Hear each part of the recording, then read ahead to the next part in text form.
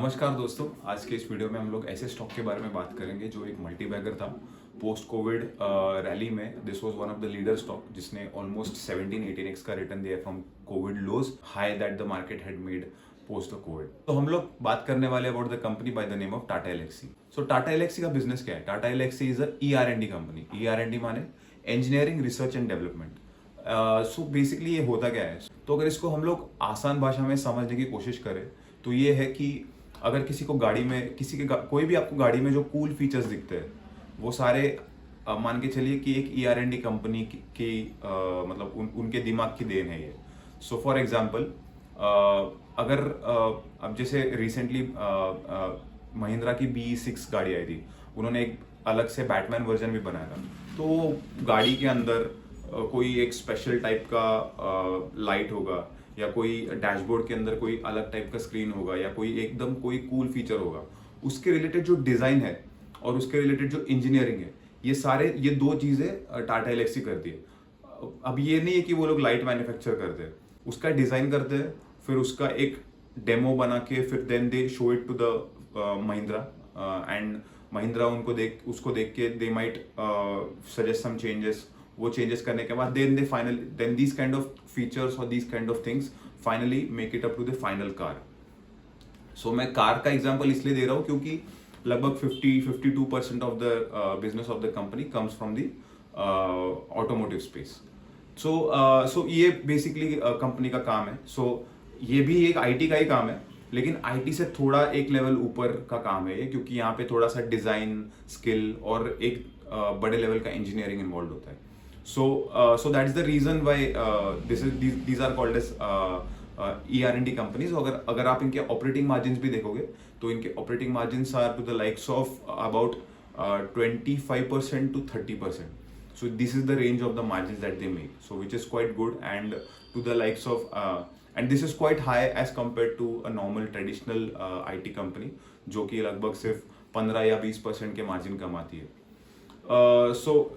जैसे मैंने कहा कि the reason behind this high margins is because of the skilled work that these guys do and ये थोड़ा सा काम एक हाई स्किल वाला काम है, इसके लिए ये कंपनी हाई मार्जिन्स चार्ज करती है। सो ये रीजन रहा उसकी हाई मार्जिन्स का।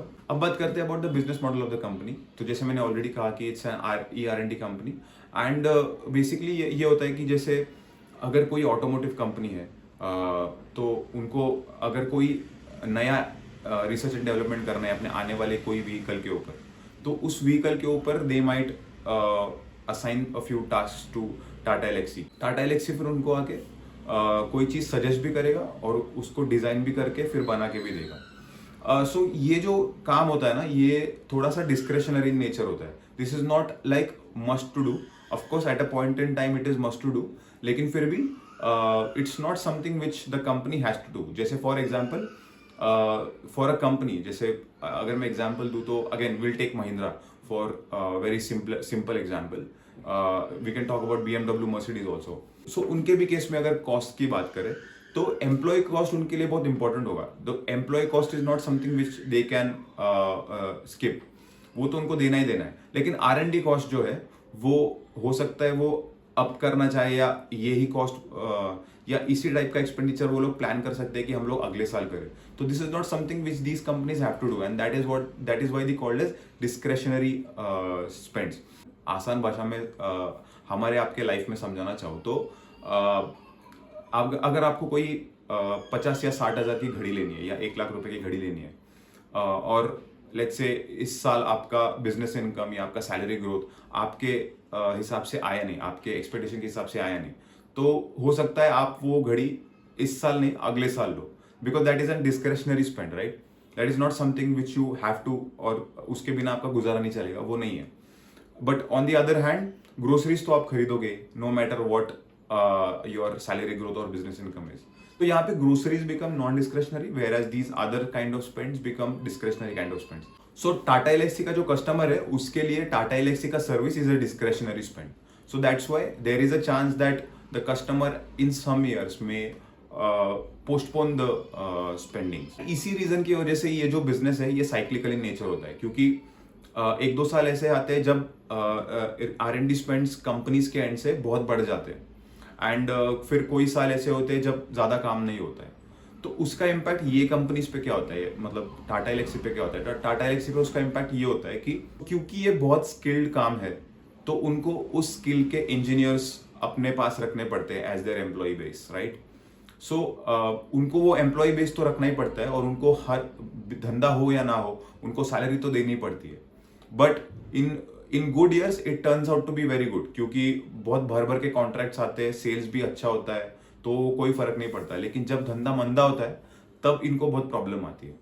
तो अब इसी हम लोग केस के बारे में बात करते हैं। तो इससे पहले मैं आपको बस एक बता देता हूँ कि इनका लगभग 52% बिजनेस जो है वो ऑटो से आता है, लगभग 30% का बिजनेस जो है वो मीडिया एंड कम्युनिकेशन से आता है। So these two are the dominant parts of the business, and लगभग ये 80% ऑफ द बिजनेस हो जाता है। इनको ये सॉफ्टवेयर डेवलपमेंट रिलेटेड सर्विसेज देते हैं, जैसे मैंने आपको वीडियो के पहले पार्ट में एक्सप्लेन किया। Let's come back to our previous point, जब जहाँ पे हम लोग फिक्स कॉस्ट की बात कर रहे थे। तो हुआ ये था कि कोविड के इमीडिएटली बाद, जैसे rather during the Covid period, अगर आपने देखा होगा तो आईटी कंपनीज बहुत अच्छा कर रहे थे। उसका रीजन ये था कि बहुत सारे कंपनीज टेक्नोलॉजी पे बहुत ज़्यादा फोकस कर रहे थे, टेक्नोलॉजिकल स्पेंड्स उनके बहुत बढ़ चुके थे। सो जहाँ जहाँ पे टेक्नोलॉजी रिलेटेड चीज़ें आ रही थी, वहाँ वहाँ पे the companies were ready to spend those kind of things. इसका बेनिफिट हमारे इंडियन आईटी कंपनीज को भी देखने को मिला, और सिमिलरली वो बेनिफिट टाटा एलेक्सी को भी देखने को मिला। So during the good time which is I think FY21, FY22 and FY23, ये 3 साल कंपनी ने बहुत अच्छा ग्रोथ किया था। I think their best growth was somewhere around 35%, and वो I think it was FY22 में उनका 35% का ग्रोथ आया था, और उस पीक पे उनका operating margin had gone to 35%। अब मैं आपको ये बताऊंगा कि what is the relation between the sales growth and the operating margin. अब मैं आपको बताऊंगा कि what is the relation between the operating growth and the operating margin. Similarly FY22 के बाद the revenue slightly started to go down, although FY23 भी बहुत अच्छा था। FY23 में भी लगभग आई थिंक 25% के आसपास का सेल्स ग्रोथ था। उस वक्त भी operating margin towards the north of 30%, 25 से 30% के बीच में था। And then suddenly after 23 the sales growth started tapering off, फिर 12%, और आई थिंक FY25 में तो सिर्फ 5% ही ग्रोथ आया था। जैसे इनका सेल्स ग्रोथ कम हुआ तो इनका मार्जिन भी कम हुआ। अब ये क्यों होता है? तो ये मैंने जैसे पहले बताया था कि इनको एम्प्लॉय कॉस्ट तो रखना ही पड़ता है। जस्ट बिकॉज धंधा नहीं आ रहा तो ये लोग सडनली एम्प्लॉयज को फायर नहीं कर सकते। जब वापस से बिजनेस आना चालू हो गया तो उस टाइम पे where will they bring employees from, क्योंकि एम्प्लॉयज ऐसा नहीं है कि वो आए और सीधा उनको प्रोजेक्ट में डाल दिया। उनको अगर पहले लाना पड़ता है, उनको पहले ट्रेनिंग देनी पड़ती है, इसमें लगभग 6-8 महीने का टाइम जाता है। उसके बाद then they are ready to work for the real projects. So it's very hard for these kind of companies to really hire and fire employees. So they can't get rid of the entire employee base during the downturn. So यही था कि FY21-22 में जब बहुत अच्छी growth आ रही थी तब इनके मार्जिन्स बहुत अच्छे थे, क्योंकि एम्प्लॉय का कॉस्ट तो इनको वैसे ही it's fixed in nature, and that was leading to a very good operating leverage in their business. लेकिन सडनली जब सेल्स ग्रोथ कम हो गई, उसके बाद then the business started to show operating deleverage, क्योंकि फिक्स कॉस्ट तो फिर भी बाद में देनी पड़ रही थी, लेकिन sales growth was not contributing in, लेकिन sales growth was not coming into the business, and that is why the I think उनका वर्स्ट केस में मार्जिन इसी कुछ पिछले क्वार्टर में आया था, that was I think around 20 से 21%। सो आप सोच सकते हैं कि कहाँ 35% का मार्जिन और कहाँ 20% का मार्जिन, मतलब इतना बड़ा गैप है। That is the operating leverage and operating deleverage for you. So इसका एक बहुत क्लियर केस हमको यहाँ पे देखने को मिलता है। अब ये बहुत इंटरेस्टिंग है क्योंकि इस क्वार्टर में उनका रिजल्ट भी आ गया, and I didn't see a lot of talks about it या lot of headlines about it. जैसे हमने TCS के या HCL टेक के जब अभी रिजल्ट आए तो हमने काफ़ी हेडलाइन में ये देखा, but nobody was talking about Tata Elxsi, but this company was at one point of time it was darling of the market, क्योंकि ये बहुत क्योंकि it was a multi-bagger stock, right? So आज कोई इसके बारे में बात नहीं कर रहा है, क्योंकि पीक से लगभग 50 to 60% ये फॉल हो चुका है। और आई मीन इसका रीजन तो यही है डेफिनेटली कि because of sales growth profitability पे इम्पैक्ट आया, और प्रॉफिटेबिलिटी पे इम्पैक्ट आया तो फिर कोई भी मल्टीपल नहीं टिकता है वैसे भी। तो यही हुआ है स्टॉक के साथ, मल्टीपल भी डी रेट हो गया है। I think at peak it was trading at 90x और something like that, and it was crazy. And वैसे आज भी अगर मैं बोलूँ तो मल्टीपल कोई सस्ता नहीं है। अब हम लोग आएंगे आगे वैल्यूएशन वाले पार्ट पे। सो हाँ, मैं बस यही बोल रहा था कि उस टाइम पे स्टोरी ये चल रही थी मार्केट में कि it's asset light business, it is into technology and growth तो है ही, plus it is having a very amazing promoter backing. So जब कोई बिजनेस अच्छा कर रहा होता है तो उसके अराउंड सारे अच्छे अच्छे स्टोरीज मार्केट में फ्लोट होने चालू हो जाते हैं। बट वही जब अच्छा नहीं करता है, अब हालांकि टाटा एल्क्सी के बारे में कोई अभी बुरा नहीं बोल रहा है, बट हमने काफ़ी ऐसे भी केसेस देखे जब लोग उसके बारे में बुरा बोलना चालू करते हैं। और इसका बहुत अच्छा एग्जाम्पल HDFC बैंक है, क्योंकि एक टाइम पे मार्केट का डार्लिंग था और सडनली एक मीम स्टॉक बन गया था। सो यही है about Tata Elxsi. Now let's move on to अभी क्या चल रहा है स्टॉक में। So I have been tracking this company. मैंने जैसे कंसिस्टेंटली हमने एक सेल्स में फॉल वगैरह देखा था इसका, तो मार्जिन वगैरह पे इम्पैक्ट आ रहा था, and I was actually looking कि क्या चल रहा है। कि ये जो कंपनीज होते हैं इनमें क्वार्टर ऑन क्वार्टर सेल्स को देखना बहुत इंपॉर्टेंट होता है। ऑन क्वार्टर सेल्स ग्रोथ कैसे आ रहा है और मैनेजमेंट डील विंस के बारे में क्या बता रहा है, ये इन चीज़ों को देखना यहाँ पे बहुत इंपॉर्टेंट हो जाता है। सो द थिंग इज कि Q4 में of last year, Q4 FY25 में ही मैनेजमेंट ने बोल दिया था कि FY26 में शायद हमको थोड़ा सा अच्छा मोमेंटम देखने को मिलेगा। हालांकि Q1 और Q2 के नंबर्स कोई बहुत ज़्यादा अच्छे नहीं आए, but the Q2 number specially are showing some stability. So जैसे हमने बोला था कि इनका लगभग 52% business in auto and around 30% business in telecommunication. And within अगर जोग्राफीज की बात करें तो इनके लिए सबसे top geography is Europe, which is around 40%. US is about 30% and India is I think about 20%, and then फिर बाकी अदर्स में कुछ रेस्ट ऑफ द वर्ल्ड में 10-11%. सो अभी अगर इनके करंट सिनेरियो की बात करें हम लोग, तो मैनेजमेंट ने Q4 FY25 में ही बता दिया था कि हम लोग we will try to get into momentum in FY26. हालांकि वैसा मोमेंटम अभी आया नहीं है, लेकिन फिर भी दिख रहा है कि थोड़ी बहुत स्टेबिलिटी है। इनके जोग्राफीज की बात करें तो इनके majority of the clients are in Europe, which they form around 40% of their total sales. 30% के जो क्लाइंट है वो US में है, और 20% इंडिया में है, और लगभग 10% रेस्ट ऑफ द वर्ल्ड में है। तो इनके हिसाब से US में अभी भी प्रॉब्लम चल रहा है। इनके मोस्ट रिसेंट क्वार्टर में इन्होंने थोड़ा सा यूरोप के बारे में बोला है कि यूरोप, जापान, इंडिया, यहाँ पे इनको अच्छा खासा डील फ्लो देखने को मिल रहा है। तो हो सकता है जो आने वाले क्वार्टर्स में, which is second half of the year में, जो हमको सेल्स ग्रोथ देखने को मिले, वो sales growth will be back by Europe, India and Japan, these geographies. हालांकि US के बारे में उनका ये कहना है कि क्योंकि जैसे मैंने पहले ही बोला था कि ये जो एक्सपेंडिचर है ये एक डिस्क्रिशनरी नेचर होता है। It's not a dire necessity of the clients to do it right away. So that's why the US clients are still holding back on doing these kind of expenses, and that's why there is not a very good deal flow coming from the US geography. तो US की तरफ से कोई अच्छा deal flow भी आ नहीं रहा है, और मैनेजमेंट ने ये हिंट किया है कि हम कोई बहुत ज़्यादा अच्छा डील फ्लो एक्सपेक्ट नहीं कर सकते कमिंग फ्रॉम यूनाइटेड स्टेट्स। तो बारिंग US, management seemed quite bullish regarding the deal flow coming from the other geographies. अगर हम लोग वर्टिकल्स की बात करें तो वर्टिकल्स में भी they are quite bullish on their core segment, which is the transportation, automotives. तो automotives में भी वो बोल रहे हैं कि डील फ्लो हमको इन बाकी जोग्राफी से काफ़ी अच्छा आ रहा है। सो क्लाइंट स्पेसिफिक बात करें तो JLR में तो अभी फिर भी इश्यूज चल रहे हैं। इन्होंने एक मर्सिडीज का एक डील जीता था रिसेंटली। अभी इंडिया में मारुति सुजुकी का उन्होंने एक डील जीता है, that is around 5 to 7 year का डील है, that is going to give them revenue for those number of years. So उन्होंने बोला था कि FY26 में वो लोग इंक्रीमेंटली कस्टमर्स को और ज़्यादा माइन करेंगे माने एग्जिस्टिंग कस्टमर्स से ही और ज़्यादा बिजनेस लेने की कोशिश करेंगे। That was the strategy for FY26।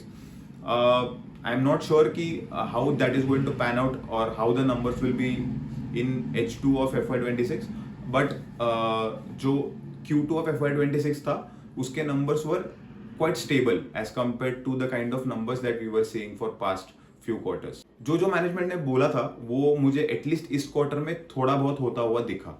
अभी लेट्स सी, ये देखने वाली बात होगी कि आने वाले क्वार्टर्स में क्या होता है। इस Q2 के क्वार्टर में उनका ट्रांसपोर्टेशन सेक्टर जो था वो लगभग फ्लैट ही था, इनका जो मीडिया सेगमेंट था दैट ग्रू बाय अराउंड 4%। हालांकि मैनेजमेंट ने ये बोला कि आने वाले नेक्स्ट 2 क्वार्टर्स में स्पेसिफिकली ऑटोमोटिव सेगमेंट में हमको ग्रोथ देखने को मिल सकती है। एक और कोई भी आईटी कंपनी का एक और लीवर होता है कि उनका एग्जिस्टिंग जो एम्प्लॉय बेस है उसका यूटिलाइजेशन कितना बेटर वे से हो रहा है।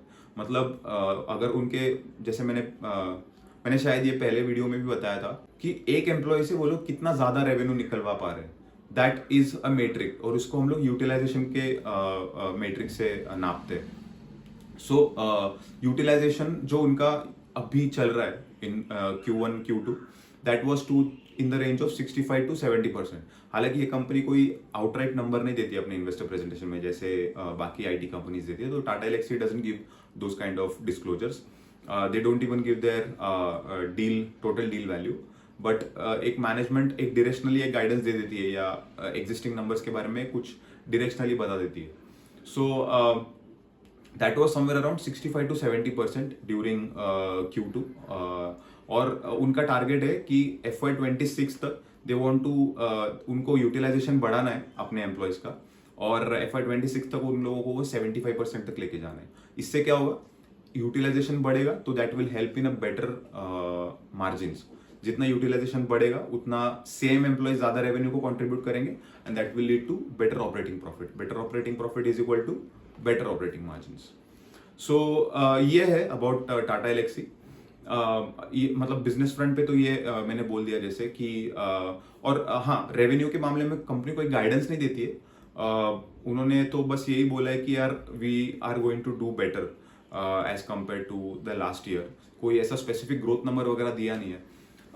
मतलब मैंने मोटा मोटी एक कैलकुलेशन किया तो I couldn't see very stupendous growth atleast given the quarter that we are having now. अभी 2 क्वार्टर का मिला के उनका लगभग 1800 करोड़ का रेवेन्यू हुआ है, ये 2 क्वार्टर का मिला के Q1 और Q2। पिछले साल का ही उनका लगभग 3400 या 3500 करोड़ का रेवेन्यू था। तो अगर ये साल का 1800, और उन्होंने बोला है कि H2 will be better than H1, तो मतलब अगर मतलब थोड़ा बहुत इसको भी खींचेंगे तो भी it will be somewhere around 4000 crore in my, that is how I am looking at it in the best case scenario. शायद अभी पता नहीं कि Q3 में मैनेजमेंट किस तरह की कमेंट्री देता है और किस तरह के नंबर्स लेके आता है, बट इस मोमेंट पे तो देख के यही लग रहा है। फिर उसके बाद margin could be like anyone's guess कि किस तरह से ऑपरेटिंग लेवरेज आता है, बट अगेन सिमिलर लेवल के मार्जिन्स को एक्सट्रापोलेट कर सकते हैं 20 से 30% के बीच में। इट इज एनीवन्स गेस कि कितना देना है, और उसके बेसिस पे one can value this company. अब हम लोग वैल्यूएशन के बारे में बात करते हैं। ट्रेलिंग देखा जाए, ट्रेलिंग अर्निंग्स के बेसिस पे देखा जाए तो कंपनी आज 50 के पी पे, 50 टाइम्स इट्स अर्निंग। उनका अगर 1 साल के बाद का प्रॉफिट भी निकाल के अगर कैलकुलेट करें तो ये 40 से तो डेफिनेटली कम नहीं है, and that too in my opinion is quite expensive, and that too in a scenario where there is so much of uncertainty. No doubt company में कोई डेट नहीं है, it's a cash rich company, high ROE company, asset light business, amazing margins, ROE तो बहुत अच्छा है इस कंपनी का, it is around 30 to 35%। So no doubt it definitely demands a premium multiple, लेकिन डेफिनेटली 40 मतलब लेकिन definitely 50x is not justified if one wants to really make a very good return from this kind of businesses। तो मतलब in my opinion इस business को देखने के पहले, वैल्यूएशन करने के पहले कम से कम यहाँ से 20 to 30% का करेक्शन अगर होगा तो I will be interested to look at this company. Otherwise I won't be looking at this company right now at these multiples, at this valuation। But yeah, this is a very good business। I really like the business, although I don't like the stock because of its valuation। But मुझे business बहुत पसंद है। I definitely will keep on looking at this company। आने वाले quarters में किस तरह का नंबर्स देती है, अगर कोई करेक्शन में अगर अपॉर्चुनिटी मिलती है तो this is the company that I will be interested in too. आप भी आपके एंड से इंडिपेंडेंटली इस कंपनी को देख सकते हैं, और अगर बिजनेस रिलेटेड कोई भी क्वेरी हो, आपको लगता है कि एनालिसिस से रिलेटेड आपको कोई क्वेश्चन है या कोई डाउट है, या आपके पास कोई ओपिनियन है जो मैंने मिस किया हो, तो प्लीज़ रीच आउट, कमेंट कीजिएगा। और आपको इस टाइप का कंटेंट अगर आपको हेल्पफुल लगता है तो please consider subscribing to the channel. And अभी और अर्निंग अपडेट्स आएंगे। अगर आपको चाहिए कि कोई स्पेसिफिक अर्निंग अपडेट मैं कवर करूँ तो वो भी मुझे बोलिए, I can cover that in the fourth coming videos. Anyways, it is my plan to come with more and more earning updates. अब एक जैसे फुल फ्लेजेड बैंक्स के कमेंट्रीज आना चालू हो जाएंगे, नंबर आना चालू हो जाएंगे, तो हम उसके बारे में और बात करेंगे आगे चल के. So thank you so much. Till then keep learning, keep growing and see you in the next video.